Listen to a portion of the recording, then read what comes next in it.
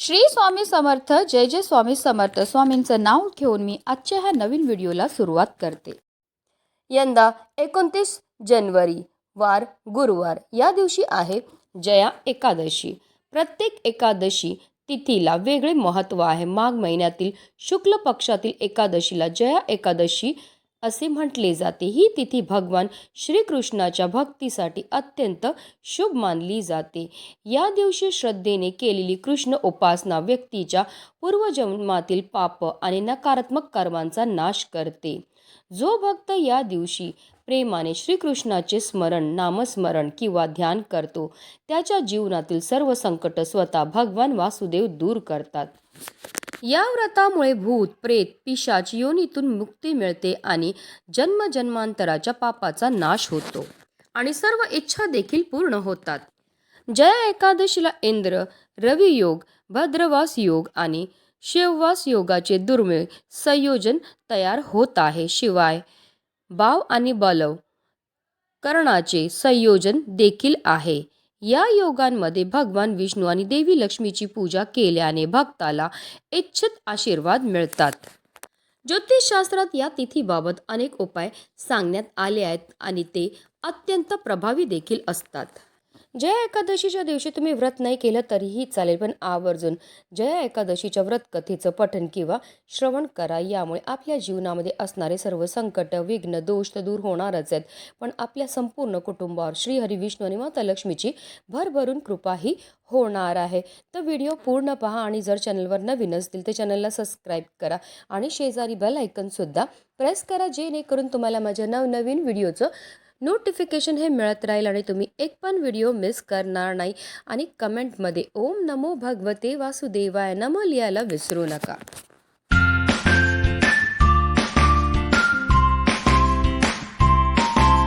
एकदा अर्जुनाने भगवान श्रीकृष्णाला विचारले, हे देवा, आता कृपया मला सविस्तर सांगा की माघ महिन्याच्या शुक्ल पक्षातील एकादशीचे महत्त्व काय आहे.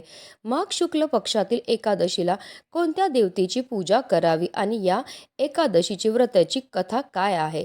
असे केल्याने काय फळ मिळते, लवकर सांगा. त्यावर भगवान श्रीकृष्ण म्हणाले, हे अर्जुना, माघ महिन्यातील शुक्ल पक्षातील एकादशीला जया एकादशी म्हणतात. या दिवशी उपवास केल्याने भूत, पिशाच इत्यादी योनीतून मुक्ती मिळते.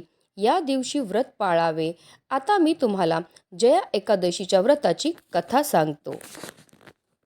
एकेकाळी नंदनच्या जंगलात उत्सवाचे आयोजन केले जात होते. त्या उत्सवात देवता, ऋषी, मुनी सगळेच उपस्थित होते. त्यावेळी गंधर्व गात होते आणि गंधर्व मुली नाचत होत्या.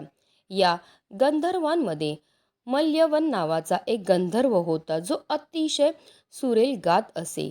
त्याचा आवाज जितका सुंदर होता तितकाच सुंदर तो सुद्धा होता. गंधर्व मुलीमध्ये पुष्यवती नावाची नर्तकीही होती.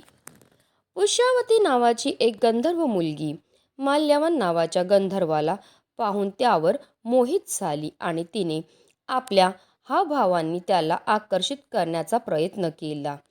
मल्यवानही त्या पुष्यवतीशी संलग्न झाला आणि आपल्या गायनाची लय विसरला. यामुळे संगीताची लय तुटली आणि संगीताचा सगळा आनंद बिघडला. सभेत उपस्थित देवतांना हे आवडले नाही. मल्यवानाच्या या कृतीमुळे भगवान इंद्र चिडतात आणि त्याला स्वर्गापासून वंचित राहण्याचा शाप देतात आणि मृत्यूच्या जगात पिशाचासारखे जीवन उपभोगावे, कारण तू संगीतासारख्या पवित्र साधनेचा नव्हे तर सभेत उपस्थित असलेल्या शिक्षकांचाही अपमान केला आहे. भगवान इंद्राच्या शापाच्या प्रभावाखाली ते दोघेही हिमालय पर्वताच्या जंगलात पृथ्वीवर पिशाच जीवन जगू लागतात. दोघांनीही हिमालयातील एक झाडावर आश्रय घेतला. त्यांचे जीवन खूप कठीण होते. त्या वर्षी माघ शुक्ल पक्षातील एकादशीला दोघांनी भोजन केले नाही. त्यांनी फळे खाल्ली. थंडीमुळे झोप येत नव्हती म्हणून दोघांनी रात्रीचे जागरण केले. कडाक्याच्या थंडीमुळे दोघांचा मृत्यू झाला. पुष्यवती आणि मल्यवान यांनी नकळत जया एकादशीचे व्रत केले होते. भगवान विष्णूंची नजर त्या दोघांवर पडताच त्यांनी दोघांनाही प्रेत योनीतून मुक्त केले. जया एकादशी व्रताच्या प्रभावामुळे दोघेही पूर्वीपेक्षा अधिक सुंदर झाले आणि पुन्हा स्वर्गात पोहोचले. पुष्यवती आणि मल्यवान यांना पाहून इंद्रदेव आश्चर्यचकित झाले. तेव्हा दोघांनी देवराज इंद्राला जया एकादशी व्रताचे महत्त्व आणि भगवान विष्णूंचा महिमा सांगितला. हे जाणून इंद्रदेवही आनंदी झाले आणि त्यांनी दोघांनाही पुन्हा स्वर्गात राहण्याची परवानगी दिली. अशा प्रकारे जो जया एकादशीचे व्रत करतो त्याला नीच योनीतून मुक्ती मिळते आणि त्याच्या दुःखांचा नाश होतो. श्री स्वामी समर्थ. जय जय स्वामी समर्थ. म्हणूनच व्हिडिओ जास्तीत जास्त लोकांपर्यंत शेअर करा. केवळ श्रवण केल्याने सुद्धा आपल्याकडनं झालेल्या कळत नकळत पापांपासून आपल्याला मुक्तताही मिळणार आहे.